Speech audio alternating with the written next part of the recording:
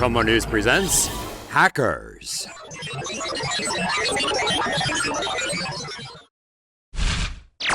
WannaCry ransomware attack was the biggest ever.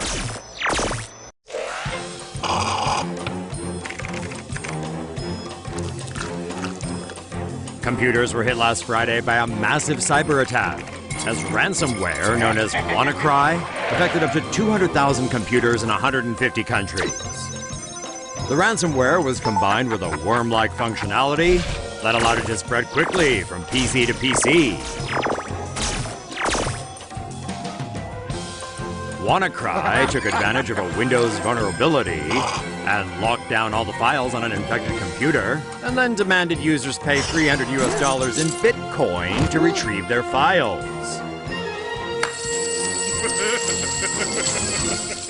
Oh, we can also thank the NSA and their hacking tools that were leaked online for this latest mess.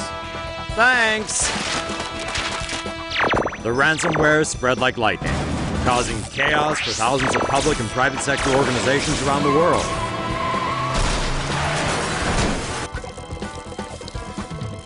WannaCry wreaked havoc and caused hospitals to turn away patients, manufacturing to shut down, and ATMs to go dark. Experts are worried that a second wave of attacks could be unleashed as workers boot up their computers after the weekend break. Microsoft has released a patch as organizations scramble to update their Windows operating systems. But will it be enough? How the ransomware attack was stopped, at least for now. A 22-year-old computer geek from the UK is being hailed a hero for stopping the global spread of a ransomware attack that began last Friday. The ransomware, known as WannaCry, exploits a vulnerability in Microsoft Windows that was revealed in stolen NSA documents. The malicious software locks computers and demands users pay $300 in Bitcoin to retrieve their files. A British researcher stopped the attack after discovering the malware was connecting to an unregistered domain. The researcher paid around $10 to register the domain name, which activated a kill switch in the ransomware. However, the researcher warned that the hackers would change the code and reboot the ransomware. Cybersecurity experts feared there would be a fresh bout of infections on Monday, as people returned to work after the weekend. Last week, the ransomware locked more than 200,000 computers in over 150 countries. It caused chaos at organizations including Britain's National Health Service, FedEx, and Telefonica in Spain. Experts advised users to download a patch for Windows and reboot their computers to prevent the ransomware from spreading. Hacker holding Pirates of the Caribbean 5 hostage. Arr, you matey! It looks like Disney's new Pirates of the Caribbean 5 has been pirated. Walt Disney CEO Bob Iger spilled the beans at an ABC town hall meeting in New York, saying hackers reportedly pilfered the movie and are holding it for ransom. The hackers are demanding a pirate's booty of gold coins, Bitcoins to be exact, in exchange for not leaking the movie. Disney is refusing to pay, while the studio is working with federal investigators to catch the culprits. Shiver me timbers! The digital thieves have threatened to release 5 minutes of the film at first, and then in 20-minute pieces, until their financial demands are met. If not, it'll be the plank.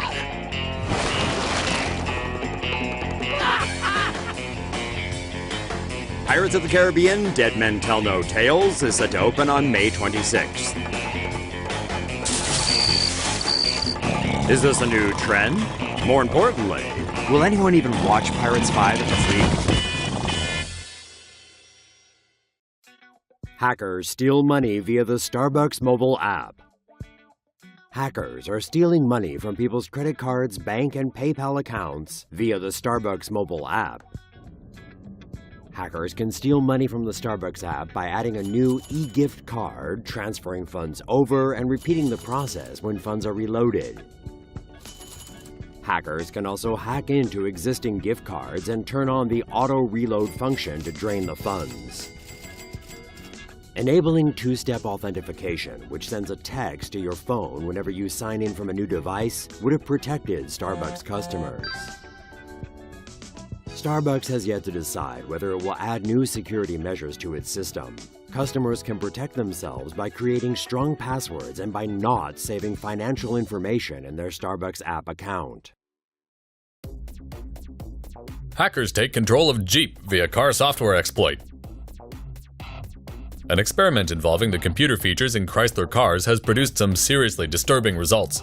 Charlie Miller and Chris Velasek, longtime automotive hackers and security researchers, discovered an exploit in the vehicle's Uconnect software. The researchers experimented on a Jeep Cherokee on Route 40 in St. Louis, Missouri. A Wired journalist took the Jeep on a test run while the duo stayed home.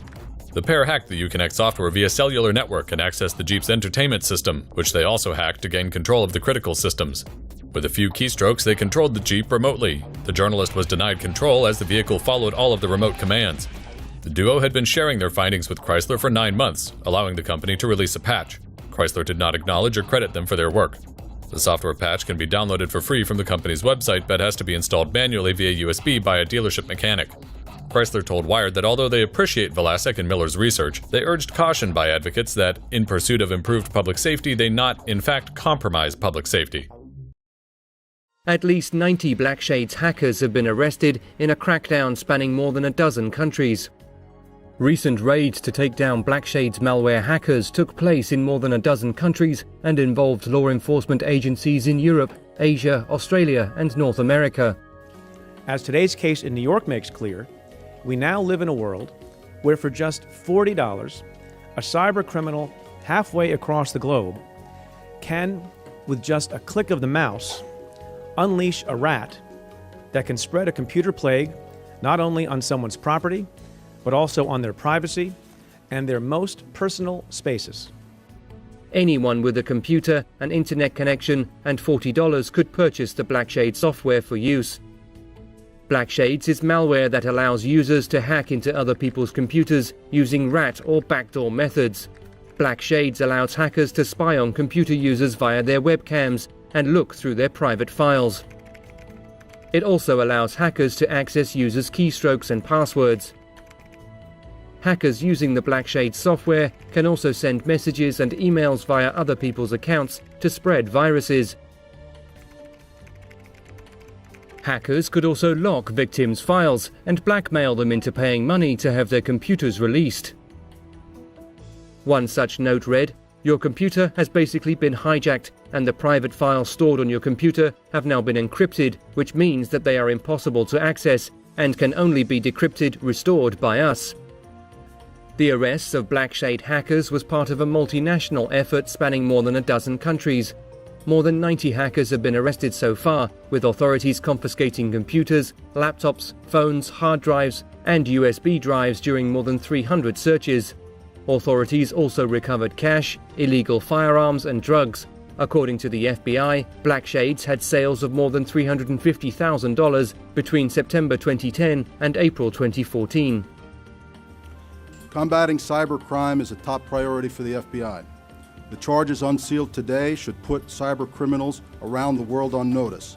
If you think you can hide behind your computer screen, think again. Just like in the physical world, the FBI will follow the digital trail to your doorstep. If you think operating in a foreign country puts you out of our reach, think again. We have many law enforcement partners around the world who are with us in this fight. If we can't reach you, they can. State-sponsored Russian hackers accused of breaching U.S. Joint Chiefs email security. U.S. government officials say an unclassified Department of Defense email system was hacked between June and July of this year. The U.S. government alleges that between June and July 2015, Russian state-sponsored hackers penetrated an unclassified U.S. Department of Defense email system. The hackers used compromised computers at legitimate companies to conduct spear phishing attacks, which penetrated the Joint Chiefs' unclassified email system. Classified email systems were not penetrated. Some of the system's 4,000 government and civilian users received apparently legitimate emails containing links to websites with malicious Adobe Flash elements. Other emails had compressed files attached containing executable files which, when opened, would compromise the computer network. Infected computers then started sending massive amounts of information to thousands of addresses worldwide. The attackers' identities were obscured by encryption. The compromised email system has been shut down in response. A creepy website is streaming footage from IP cameras around the world. Well, if you weren't convinced about the importance of changing your password before, maybe this will do the trick. A website called Instacam is featuring feeds from IP cameras all over the world. A quick browse through the site shows thousands of videos, including 3,359 from Mexico, 2,268 from the Netherlands, 3,285 from France, and 11,046 from the United States. Now, the site claims that it exists in order to show people the importance of security settings, and that all people need to do is change their camera passwords to make their currently public cameras private. Still, even under its altruistic guise, you have to admit that a site that compiles worldwide security footage is pretty damn creepy. Want to find out who's running this operation? Fine, but seems like you'll have to first hunt them down in Moscow. Good luck! How today's cars are vulnerable to hacking. As our world becomes ever more reliant on smart devices, today's drivers face a new danger on the road. With modern cars becoming increasingly computerized, hackers are able to exploit security holes to remotely take control of vehicles. It is possible for a skilled hacker to get into a driver's mobile app, a car's entertainment center, onboard diagnostics, airbags, locks, as well as critical systems like the engine and brakes. Hackers can use a car's cellular, Wi-Fi or Bluetooth connection to gain access. The software can then be read and altered code inserted back into the car's computers. Many modern cars contain more than 100 computer processors, leaving them susceptible to hacking and privacy attacks not possible with older vehicles. Last year, in London alone, software flaws helped hackers steal more than 6,000 cars. 2 state voter databases compromised by hackers. The FBI is calling for states to beef up their security after 2 election databases were reportedly breached in the past 2 months. Some cyber-savvy entities hacked into databases in Arizona and Illinois, gaining access to voter names, addresses, identification numbers, and other information. The hackers are believed to be linked to Russian intelligence, which fuels concerns that Putin and his government are trying to interfere in the November U.S. presidential elections. They targeted Arizona in June, infecting a county official's computer with malware and posting his username and password online. The credentials allowed access to localized records, but not to the statewide system, so no data was compromised. Illinois wasn't so lucky. In mid-July, hackers accessed the state electoral board's database and downloaded up to 200,000 voter records. Both states had to shut down their voter registration systems after the hack. The FBI's cybersecurity division has yet to determine whether systems in other states have also been compromised. Could your car become the target of hackers? As if we don't have enough to worry about with cyber thieves hacking into social media, our emails, and other online accounts, a report published by the Government Accountability Office says there's a new target we've been overlooking: our cars.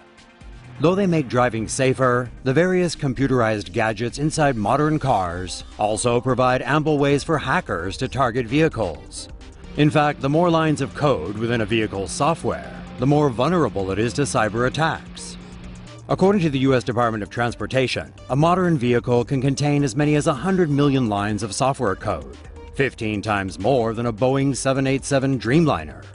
A hacker could gain remote access by breaking into a car's Bluetooth, radio, and Wi-Fi systems. By doing so, the attacker could affect systems critical to driver and passenger safety, including the car's brakes and engine. Once these systems are compromised, it may affect the car's ability to maintain cruise control and the car's collision prevention feature, so that sensors on the vehicle are no longer able to engage the brakes when they foresee a collision. Sensors that help keep the car within its own lane may also be impaired due to a cyber attack.